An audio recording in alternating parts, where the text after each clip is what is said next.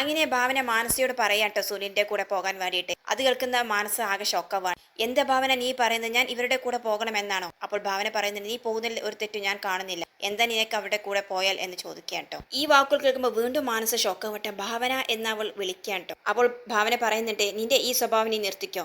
സുനിലിനെ പരസ്യമായിട്ട് എല്ലാവരുടെ മുന്നിൽ വെച്ച് ആക്ഷേപിച്ചിട്ട് രഹസ്യമായിട്ട് നീ അവനെ സ്നേഹിക്കുന്നത് ഈ സ്വഭാവം. ഇവിടെ എല്ലാവരും കണ്ടതില്ലേ നിങ്ങളുടെ ബന്ധം എത്രമാത്രം ഉണ്ടെന്ന്. ഇത് കേൾക്കുമ്പോൾ സുനിൽ ചിരിച്ചുകൊണ്ട് പറയുന്നുണ്ട് അങ്ങനെ ചോദിക്ക് ഭാവന നീ.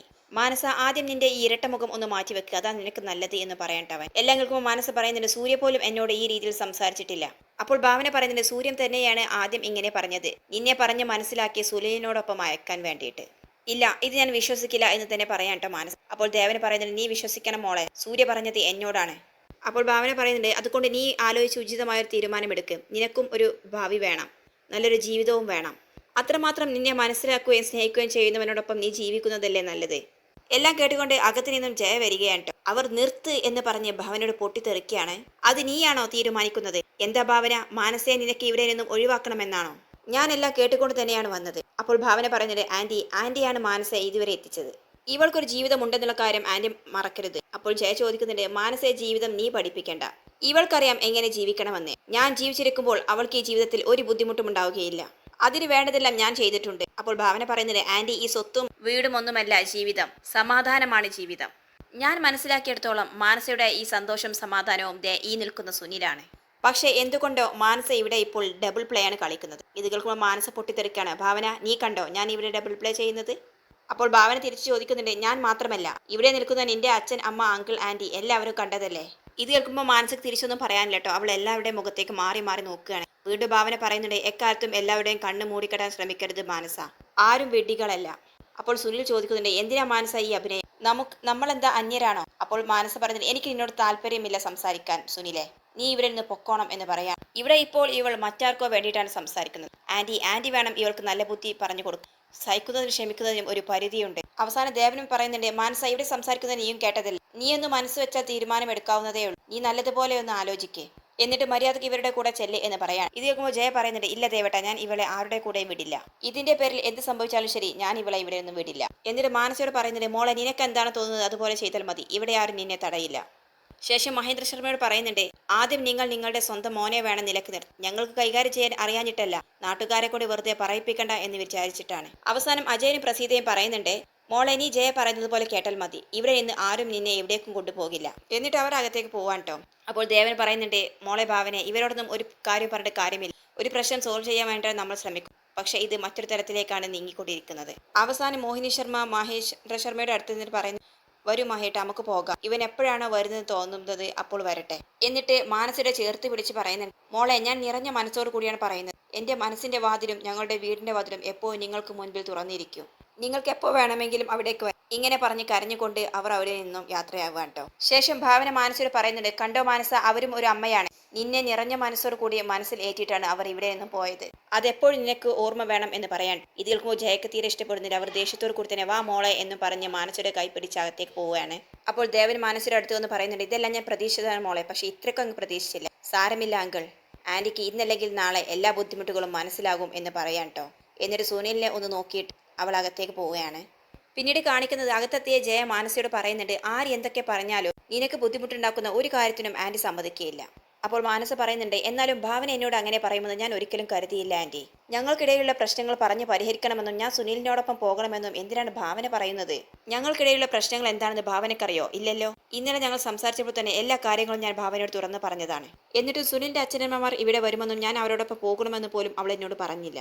അപ്പോൾ ജയ പറയുന്നത് നിന്നെ ദ്രോഹിക്കാൻ വേണ്ടിയായിരിക്കില്ല അവൾ ഇതൊന്നും പറഞ്ഞത്, എന്തായാലും നിങ്ങൾക്കിടയിൽ ഉണ്ടായത് മറയില്ലാത്ത സ്നേഹമായിരുന്നു എന്നത് എല്ലാവർക്കും അറിയാവുന്നതാണല്ലോ, അതുകൊണ്ടാവും അങ്ങനെ പറഞ്ഞത്. എന്നാലും ഭാവനയ്ക്ക് എന്നോട് ഒരു വാക്ക് ചോദിച്ചിട്ട് പറയാമായിരുന്നു എന്നൊക്കെ ജയ പറയാം കേട്ടോ.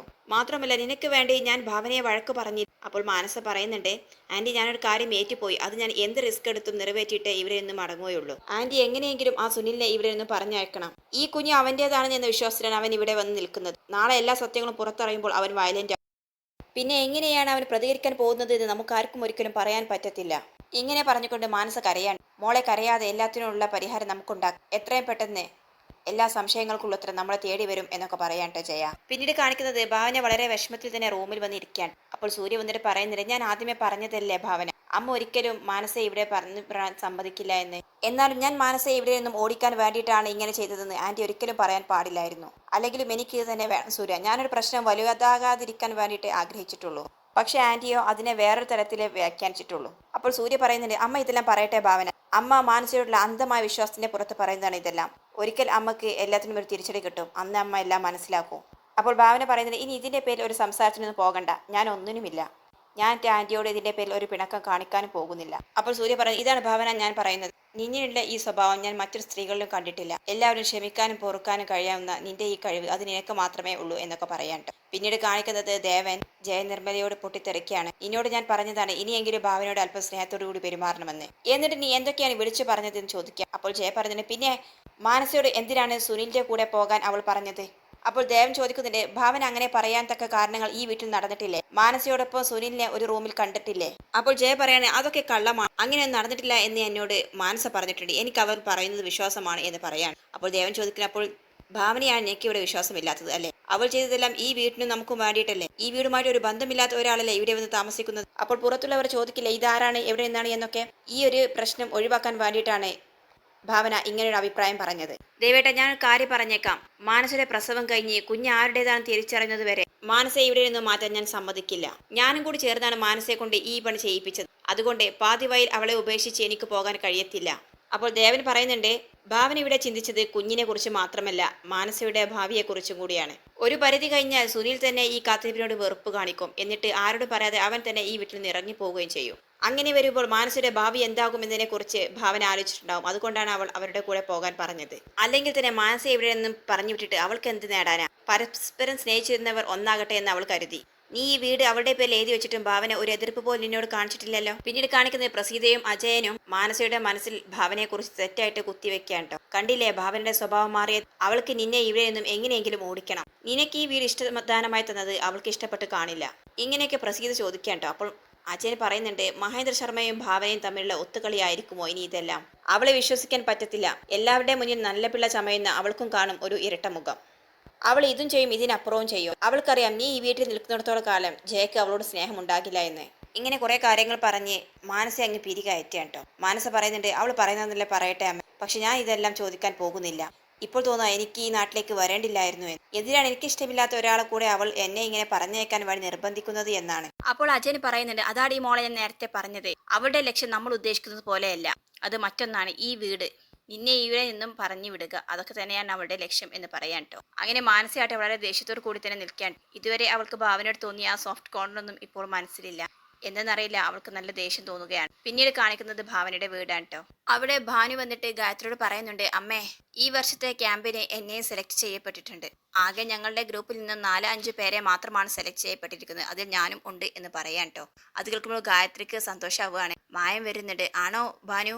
എങ്കിൽ ഇത് നിന്റെ കരിയറിന് നല്ലൊരു തുടക്കം തന്നെയായിരിക്കും. അതെ അമ്മേ, ഭാവനേച്ചി എന്നോട് നേരത്തെ പറഞ്ഞിട്ടുണ്ടായിരുന്നു ഇങ്ങനെയുള്ള ക്യാമ്പുകളിലെല്ലാം അറ്റൻഡ് ചെയ്യുന്നത് നല്ലൊരു അനുഭവം ഉണ്ടാകുമെന്ന്. അത് എനിക്ക് കൂടുതൽ എക്സ്പീരിയൻസ് ഉണ്ടാക്കുമെന്നൊക്കെ പറഞ്ഞിട്ടുണ്ടായിരുന്നു. അതുകൊണ്ട് തന്നെ ഞാൻ ഇതിന് വേണ്ടി അപ്ലൈ ചെയ്തത്. എനിക്ക് കിട്ടുകയും ചെയ്തു. എനിക്ക് ഒത്തിരി സന്തോഷമായി എന്നൊക്കെ പറയാൻ കേട്ടോ. അങ്ങനെ ഈ ഗായത്രി വന്നിട്ട് ഭാനുവിനെ കെട്ടിപ്പിടിച്ച് ഉമ്മ വെക്കുകയാണ്.